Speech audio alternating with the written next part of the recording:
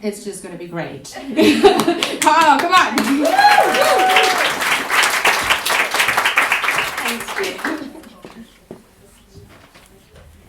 Thanks for the lovely intro, Joe, because I think this is going to be the serious talk. Anyway, vintage has its origins somewhat in the wine trade, but I suppose we commonly refer to it very much in clothing and in cars. And it's had a revival and it's become fashionable again, and it's great. Obviously in Cork it has had a real revival with places like this, which are tremendous.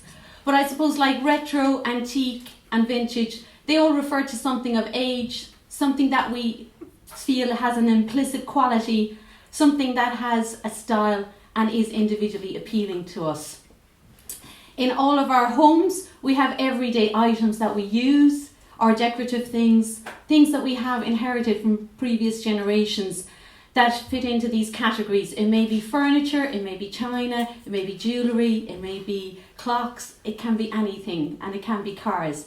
And just on a technical point, a vintage car is one that was produced between 1917 and 1930, but anything pre-1970s we tend to give it the label vintage. And giving things the label vintage is really useful because it does give them value, and we are inspired to reuse them, to reclaim them, and to pass them on to other generations. I suppose I want to share thoughts about why it's important and why there is a value in vintage for the environment and for the sustainability agenda, which is really important in the current climate that we live in. So just to share around resources, all of these items that we have here, they've all meant extraction, whether it has been logging wood, whether it has been mining ore, or whether it has been using scarce resources like energy and water for very intensive production, as in the case of cotton. So it's really important. There's a huge resource base used to produce all the materials. So tonight I'd like to share my thoughts about why it is important, and I'm going to share with you about some of the vintage items that I have. So I'm going to share with you about a wardrobe, a watering can, and a wedding outfit. So my husband isn't into this. He thinks it looks like a mother of the bride. So I'm going to call it my wedding outfit, right? Because Shirley in the audience thought I could find a wedding dress, but no way was I walking down Patrick Street. So just in terms of the wardrobe, a little bit of history, and it's been said, there's a story behind all of these things. My wardrobe was produced in the 1840s, 1850s out of beautiful Cuban or Honduran mahogany. It's a beautifully crafted piece of furniture. It's it's beautifully lined and it's got beveled glass. And it's not just a piece of furniture, it's a thing of beauty. And I suppose the most important thing is 170 years later, it has been used for exactly the same purpose as it was produced for. It's got double wardrobes, loads of shelves and lovely drawers. So it's fantastic. But just in terms of mahogany, we've been over-exploiting mahogany. We've been deforesting the Amazon and other tropical forests.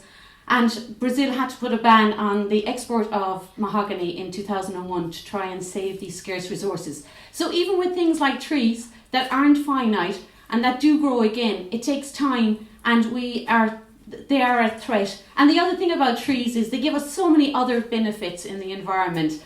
Our clean air, and an old oak tree is home to about 284 different species. So trees are important living as well, not just being bits of furniture for us. The other item is a watering can. So my battered watering can has been passed down from a grandmother. It's in its third generation of use. It's lovely, it still works very well, and it's much nicer than the other tinny options that are in garden centres or the plastic that's available. So it's really important. But the other thing is it's made from steel. And steel comes from iron ore, as you know, and iron ore is done through open cast mining, and it's an environmentally degrading type of process. And also, iron ore, to turn it into steel, requires huge amounts of energy. So again, you would know this from if you've been watching the media about Tata Steel. One of the things they don't want to do is close down the furnaces because it takes so much energy to get them back up again. So that's a very it's pulling on all the resources, really, that process. So again, it's really good to keep these things in use and not to have to produce new products. And finally, my beautiful Anne Michael dress from London. genuine 1970s vintage. I bought this in a local vintage shop, so it's great in Cork last year, and I just really like the colour, and she has a great way with her gauzy sleeves. They all look the same. If you look her up online, there's a few other ones for sale that you can buy, and she manages to make them look like a suit even though it's a dress. It's not made of environmentally friendly material or natural fabrics. It's polyester and triacetate, I think is the name of the other fabric in the lining.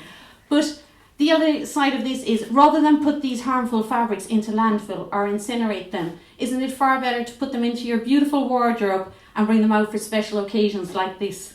So again, it's reusing the wonderful things that we have. And just on the clothing industry, because I think it's very important, and it crosses across the vintage and the second-hand. It's very resource intensive. As I said, cotton production, it takes an awful lot of resources. A long sleeved white shirt is 10.75 kgs of CO2. The carbon footprint is 10 times the weight of the shirt. And really the majority of that is in the cultivation of the cotton and also in the production process. 40% of the energy goes into those two processes alone. Also, I don't have stats for Ireland, but in terms of the waste going to landfill, 2 million tonnes of fabrics going into waste, and 63% goes to landfill. Only 16% is being reclaimed by wonderful stores like this. So we need to do a lot more in the reclamation, and then we all have 21% hanging on our wardrobes. And all the ladies here, I'm sure, have about a third of that they never wear, at least a third. So putting it into reuse is a really good thing to do. And I suppose giving it the label of vintage gives it that value. It gives it, I suppose, a much more appeal. And I think, people treasure these things. It was mentioned already that the link, we do have a lot of nostalgia around it, because maybe it belonged to somebody who has passed away out of our lives, or we have the nostalgia for the glamour. The lovely china teacups and mismatched saucers really came into vogue there because, there's the Tiffany's and things like that. So we do like the glamour of what they represent, and maybe they represent an older, simpler lifestyle as well. But in terms of producing new products, it's really important because it's weighing heavy on finite resources that are running out. It's putting a huge pressure on energy and water, and we're trying to reduce that. And really the value of vintage to the environment and to our own sustainability is really important. So it's brilliant. Keep buying the stuff, and it's much better value. My wardrobe was €700, and I'm telling you, you could not go into any store in Cork and find anything that's in any way comparable for anything like that price. So we get really great value. Some things are really worth it, and it's worth it to the environment. So it's a really positive contribution, and thanks to everybody who's reviving it in Cork. Thank you.